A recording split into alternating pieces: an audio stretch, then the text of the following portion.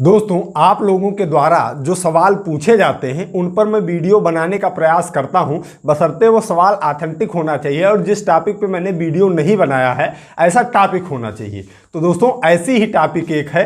एक अनिल शुक्ला जी हैं, उन्होंने कमेंट्स किया था वीडियो में। उन्होंने लिखा, सर नमस्कार, मेरे घर के सामने मेरे घर की लंबाई से लगी थोड़ी ज़मीन है जिसे दबंगों ने कब्जा कर रखा है। चूँकि गांव के ज़मीन का कोई नक्शा या एरिया लेखपाल के पास भी नहीं होता है, तो इससे कब्जा कैसे प्राप्त करें। अब दोस्तों समझिए ये क्या कह रहे हैं। ये कह रहे हैं कि जो ग्रामीण एरिया है, जो ग्रामीण निवास है लोगों का, वहाँ जहाँ गांव होता है, जहाँ पर आबादी होती है, वहाँ की ज़मीन का कोई भी नक्शा, कोई भी गाटा नहीं होता है। जिसके कब्जे में ज़मीन होती है उसकी ज़मीन होती है, उसका कोई गाटा नक्शा नहीं होता है, तो उसकी पैमाइश कैसे होगी। अब अगर आपकी खाली ज़मीन वहाँ पर पड़ी हुई है और वहाँ किसी व्यक्ति द्वारा कब्जा कर लिया गया, वो दबंग व्यक्ति है और वो आकर कब्जा कर लेता है, तो आपके पास क्या विकल्प, आपके पास क्या रेमेडी होगी, इसी बारे में आज बात करने वाले हैं। तो दोस्तों आइए वीडियो को शुरू करते हैं।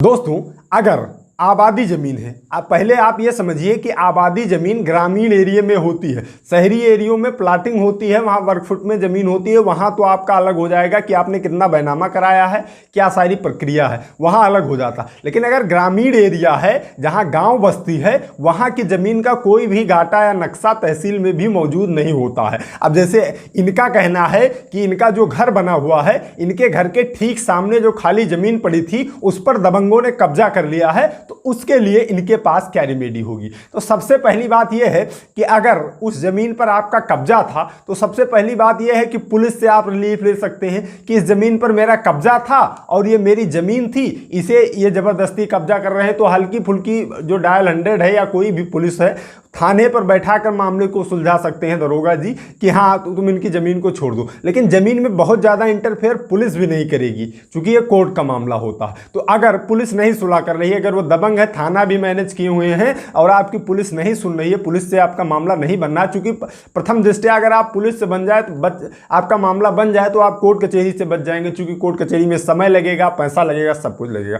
लेकिन चलिए, अगर पुलिस से बात आपकी नहीं बनती है, पंचायत से बात आपकी नहीं बनती है, तब आपके पास जो रेमेडी है, जो आबादी जमीन का झगड़ा होता है, इसके लिए आपके सिविल न्यायालय में एक सिविल सूट डाला जाता है सिविल जज के यहाँ। आप एक सिविल सूट, आप जब जाएंगे किसी भी वकील से संपर्क करेंगे तो वकील साहब सिविल सूट बनाएंगे एक, और वह आपके सिविल जज के यहाँ दायर कर देंगे सिविल सूट। जब सिविल सूट दायर हो जाएगा तो उसके साथ एक निषेधाज्ञा का यानी स्टे का भी एप्लीकेशन लगाया जाता है।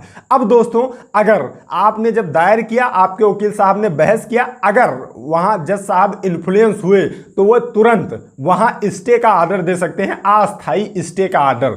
अस्थाई स्टे का आर्डर का मतलब ये होता है कि जब तक दूसरा पक्ष आकर अपना भी मत पेश ना कर दे यहाँ न्यायालय में, तब तक के लिए उस जमीन पर स्टे दे दिया जाए। यानी अगर किसी का कब्जा है, कोई निर्माण कर रहा है, तो निर्माण वहीं रुक जाएगा अगर आपको अस्थाई स्टे मिल जाता है। तो आप प्रयास ये कीजिए, वकील साहब से कहिए कि हमें अस्थाई स्टे पहले दिलवा दीजिए।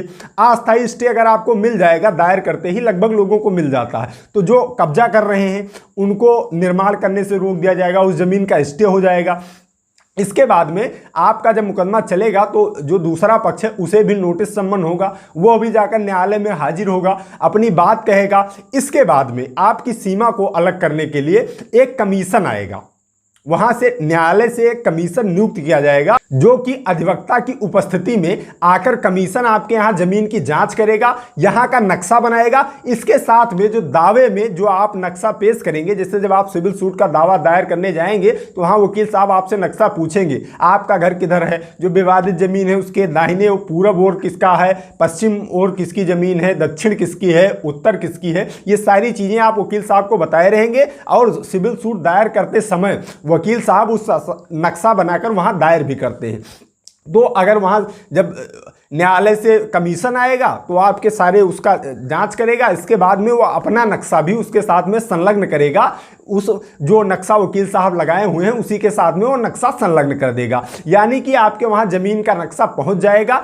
इसके बाद में आप वहां मुकदमा आपका चलेगा, दोनों पक्ष की सुनवाई होगी। अगर आपके सबूत अच्छे रहे, आपके गवाह अच्छे रहे, आपका अगर मजबूत पक्ष रहा तो आपके पक्ष में फैसला आ जाएगा और उनसे कब्जा हटाकर आपको कब्जा दे दिया जाएगा। वैसे अगर अस्थायी स्टे मिलेगा तो तुरंत उनका कब्जा रोक दिया जाएगा। अगर अस्थायी स्टे लगभग इस बेसिक पर लिया जाता है कि जैसे अगर आकर सिर्फ कब्जा कर लिए हैं, उस पर कोई निर्माण नहीं कर रहे हैं, कोई ऐसी चीज़ नहीं कर रहे हैं जो ज़िंदगी भर के लिए हो जाने वाली है, तब तो कोई स्टे का मतलब नहीं होता, तब तो आप वहाँ से विवाद आपका चलेगा, जिसको होगी ज़मीन उसको मिल जाएगी। लेकिन अब कई लोग ऐसे हैं कि आकर ज़मीन पर कब्जा करते हैं, इसके बाद में वहाँ निर्माण भी करने लग जाते हैं। तो ऐसी स्थिति में अस्थायी स्टे जो होता है उसे ले लिया जाता है, चूँकि उस पर कोई निर्माण न करने पाए जब तक कि मामला निर्धारित ना हो जाए। अब अगर आपको वहाँ से स्टे मिल जाता है तो आप अपने थाने पर उसकी एक नकल बनवा कर लाकर दे दीजिए कि ये निर्माण कर रहे हैं, इनके निर्माण रुक जाएगा। और जब वहां से फैसला आ जाएगा, कमीशन जाकर भी अपनी रिपोर्ट वहीं देगा, दोनों लोगों की सुनवाई हो जाएगी, फैसला आ जाएगा, जिसकी जमीन होगी उसको जमीन मिल जाएगी। तो दोस्तों उम्मीद करता हूं कि आप लोगों को क्लियर हो गया होगा, इन भाई को अनिल शुक्ला जी को भी क्लियर हो गया होगा कि अगर आबादी जमीन का मामला है तो वो कैसे निपटेगा। वो सिविल सूट से निपटेगा, आपके दीवानी न्यायालय से। आप एक अधिवक्ता हायर कीजिए, सिविल सूट दायर कीजिए और उसी से आपका फैसला होने वाला है। तो दोस्तों आज की इस वीडियो में इतना ही, मिलते हैं अगली प्रॉब्लम सॉल्विंग वीडियो में। तब तक आप सभी लोग अपने स्वास्थ्य का ख्याल रखिए, कानून की जानकारी, अपने अधिकारों की जानकारी इस चैनल के माध्यम से लेते रहिए, मामलों से बच के रहिए। I love you all. जय हिंद, जय भारत।